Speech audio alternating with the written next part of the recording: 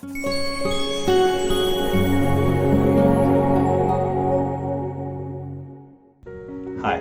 my name's Ishai Busi. As you know, reaching teenagers can be a tricky thing. It's hard to know what to expect in terms of connection. Sometimes we wonder, am I trying too hard? Am I not trying hard enough? And we don't know if we're on track, or are we being annoying? Are we not asking the right questions? It can be very confusing to know what to do. We ask them if they want to go hang out or do spend time together, and they don't always seem interested, or maybe never seem interested, and it's easy to give up or just throw up our hands and just think, well, maybe this is just what they do. The fact is, our teens do want to spend more time with us as parents. They really do. But it's hard, as you well know. Connecting with teenagers is a tricky thing, particularly as parents. And so we need to find that balance between giving them space and staying engaged and being in relationship with them. There are a lot of things that make parenting teens hard and connecting with them difficult. One is, a lot of times they just don't seem interested, right? We're burnt out or exhausted sometimes. Maybe we're just angry. We have different interests and not a lot in common. These are some of the reasons. Sometimes it can feel more personal when we're afraid of rejection or getting into an argument. So we kind of back off and maybe give them too much space.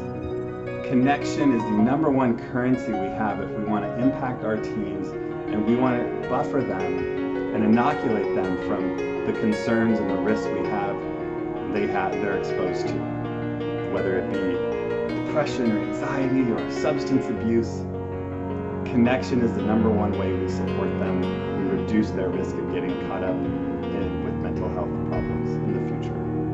So I'm going to share 3 tips to help you have more connection, more influence, more impact with your teen. All right, number 1, quality over quantity is the name of the game. I want you to focus on when you are with your teen, being present and engaged for a shorter amount of time is more important than spending a day with them where you're distracted and multitasking and not really present with each other. So when you're with your teen, focus on, try to have your phone away when possible, try to foster eye contact, try to really listen, ask questions, be curious. An hour of that, 30 minutes of that is better than 4 or 5 hours together where you're ignoring each other, not talking to each other, but in the same room or in the same space.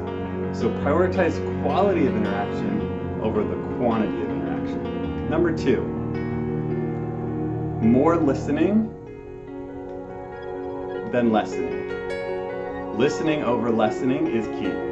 This is something Ross Greene talks about. He's the founder of Collaborative Problem Solving, co-founder. He's a brilliant writer and researcher who studies behaviorally challenging kids. Listening over lessening is the key.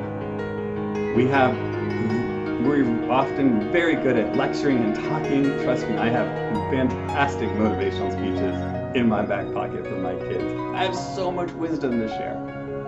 They're not interested. They're just not interested. I want to tell them, you guys know how lucky you are. I'm a therapist. I work with teenagers and families, and you get me as your parent. How lucky is that? No, not impressed, not impressed. They're not interested in my lessons. They're interested in my listening. More important than anything else, we need to ask questions. We need to listen. Many of us need to slow down a little bit, give them more time to respond, give them opportunities to respond, ask follow-up questions, maybe give them a few options of answers or possible responses they might have if they're not sure what to say. But really listen. That's the key. Number 3, it's not about you. It's not about me. We take things very personally with kids. They are kids and their brains are going 100 miles an hour. They're very emotional a lot of the time. There's a lot of intensity, and they're trying to figure things out. A lot of times, if they're not interested in hanging out, it's not anything we did wrong.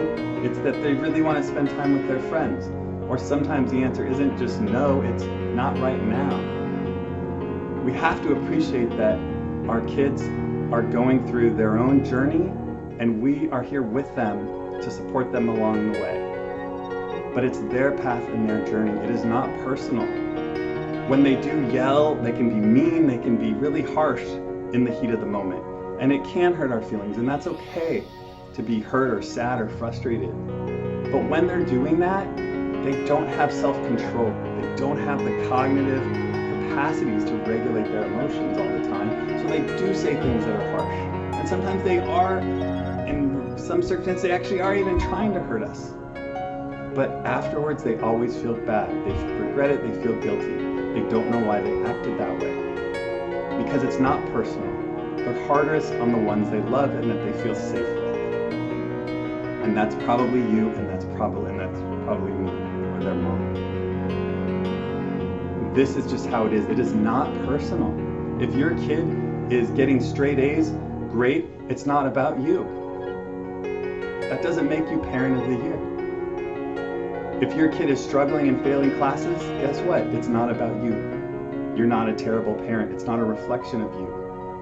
This is their journey, and we're here to support them and help them be the best they can be. When we cannot take it personally, and remember, this is about them. They're the ones that are going to sink or swim, and we're here with them to support them.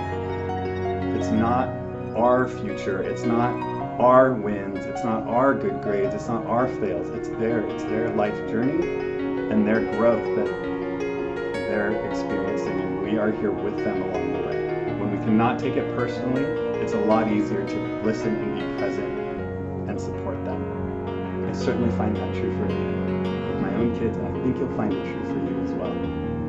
So I hope you found these 3 tips helpful. I hope you'll keep staying engaged and keep showing up with your kid.